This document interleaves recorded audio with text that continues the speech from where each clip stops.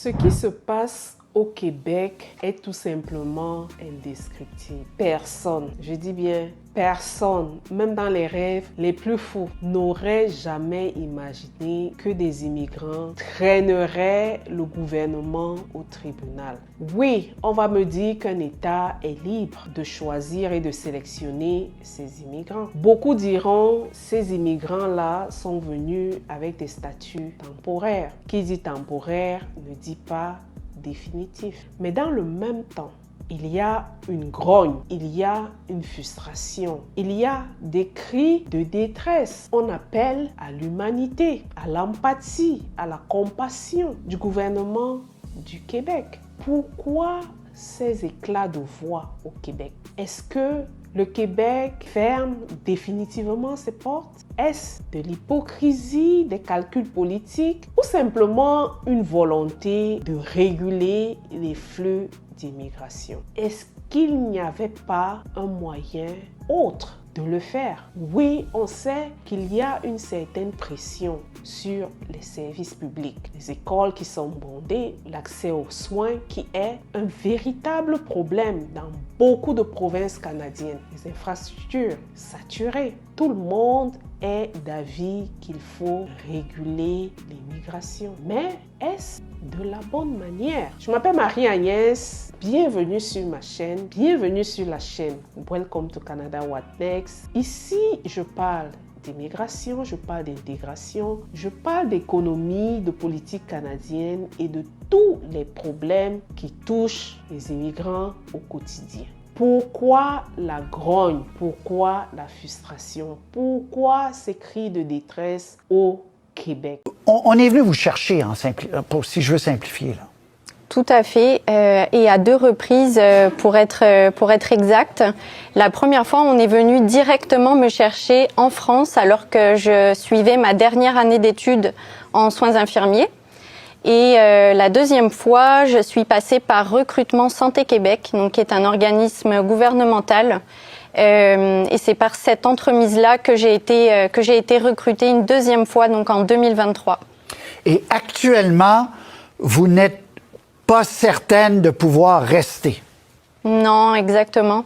On n'a aucune certitude de pouvoir rester, alors que on nous avait promis lors de notre recrutement qu'au bout de 2 années de travail ici au Québec, que nous allions pouvoir accéder à la résidence permanente via le programme de l'expérience québécoise. C'est ça le PEC, oui.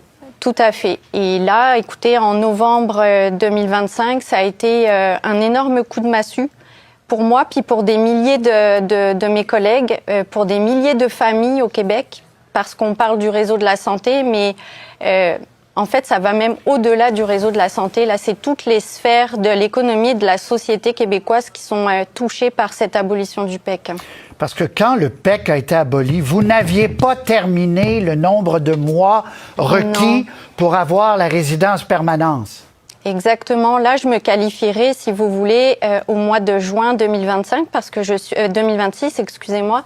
Je suis arrivée en juin 2024 avec mon conjoint et nos 2 enfants. Puis pour nous, c'est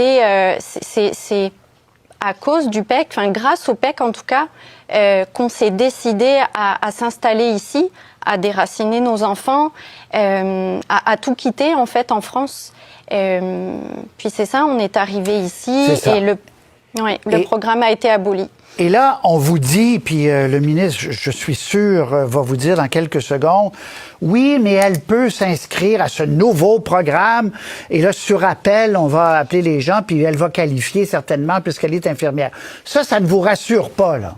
Mais non, pas du tout, parce que je me suis inscrite dans ce programme-là depuis le début, depuis l'ouverture. Ça fait plusieurs mois déjà. Je n'ai pas reçu d'invitation.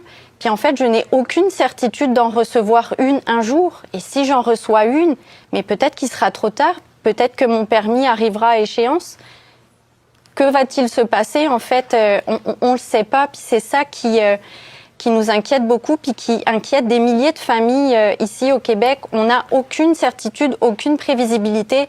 Et on ne peut pas bâtir un avenir sur autant d'incertitudes. C'est impossible. On nous demande l'impossible. Est-ce que ça vous a étonné le nombre de personnes? On va revoir le tableau. David Gentili nous disait, 6 000, et ça vient de Santé Québec, là, c'est pas des chiffres inventés par Radio-Canada, là. 6 322 employés du réseau de la santé, des infirmières comme vous, il y en a 1185 qui sont dans une incertitude. C'est quand même pas mal de monde, là. Oui, mais tout à fait. Puis j'en parle autour de moi, j'en parle énormément, et j'ai exactement le même son de cloche. On est des milliers à vivre cette incertitude. Et puis quand bien même je connais une infirmière qui a fait partie de la ronde d'invitation du mois de décembre. D'accord, elle a été invitée, mais quand est-ce qu'elle va recevoir son certificat de sélection du Québec? Depuis l'ouverture de ce programme, à ma connaissance, il n'y a personne qui a reçu de CSQ. Et nos permis de travail arrivent à échéance dans quelques mois. Pour certaines personnes, dans quelques CSQ, semaines. là, c'est certificat de sélection du Québec. Qui permet d'avoir ensuite la résidence.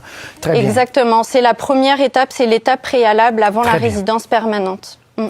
C'est un jeu de serpent-échelle infernal pour vous, avec une incertitude totale. Exactement. Puis ça fait des mois qu'on est plongé dans cette incertitude, et on ne peut pas avancer, on ne peut pas faire de projet pour l'avenir. C'est inhumain en fait ce qu'on nous demande. Puis comment on peut je suis infirmière, mon métier c'est de prendre soin des gens. Comment on peut prendre soin des gens correctement quand nous-mêmes on est maltraités et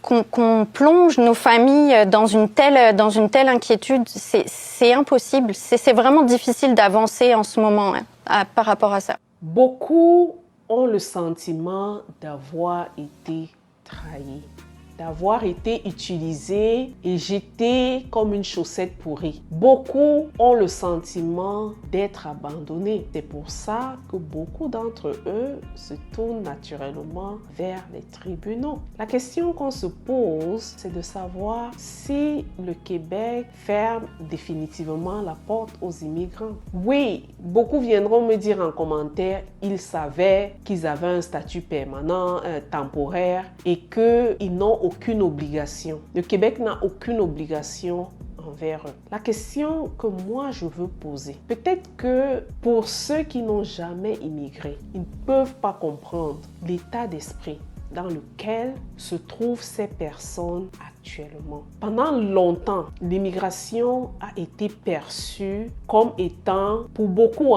des personnes venant des pays très très pauvres qui viennent en quête d'un avenir meilleur, qui suivent, je dirais, un certain idéal économique. Ce qui se passe au Québec est un peu particulier parce que nous n'avons pas uniquement des personnes qui viennent des pays pauvres très endettés. Pour beaucoup, ces personnes viennent d'Europe, ces personnes viennent d'Asie et dans beaucoup d'autres continents encore. Ces personnes ont laissé travail, famille, amis, vendu tout pour venir s'installer au Québec.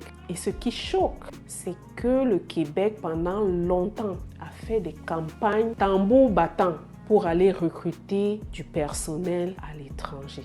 Oui, nous devons réguler les flux d'immigration, mais est-ce la bonne méthode? Est-ce la bonne façon? C'est la question que moi je pose aux autorités du Québec. Parce que ces personnes sont dotées d'une intelligence certaine. Ces personnes sont dotées d'un certain bon sens. Si il était dit ou si elles savaient qu'en bout de ligne, il y aurait aucun moyen d'avoir un statut permanent, je crois qu'il y a beaucoup qui n'auraient pas fait le choix d'immigrer au Québec. Beaucoup n'auraient certainement pas fait le choix d'immigrer au Québec, c'est clair, clair et net. Alors, ce qui se passe au Québec est tout simplement regrettable, c'est malheureux que les gens se retrouvent dans cette situation-là, une situation de détresse. Mais ma vidéo d'aujourd'hui est non seulement pour interpeller les autorités du Québec de revoir leur manière de changer les lois et de faire les lois, mais également pour dire à ceux qui sont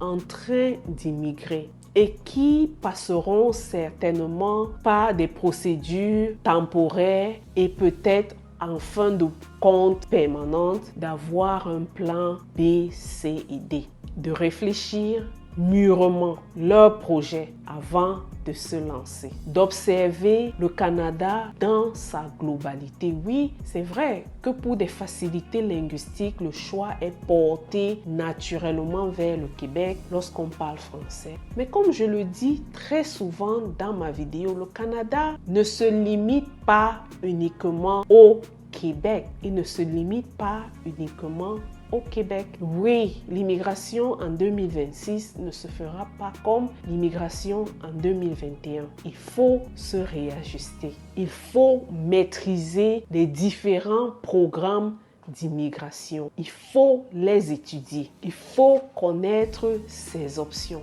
En l'occurrence, pour ceux qui désirent se faire accompagner, nous avons une équipe qui peut vous aider à faire vos démarches. Une équipe de professionnels constituée d'avocats, constituée de conseillers réglementés en immigration.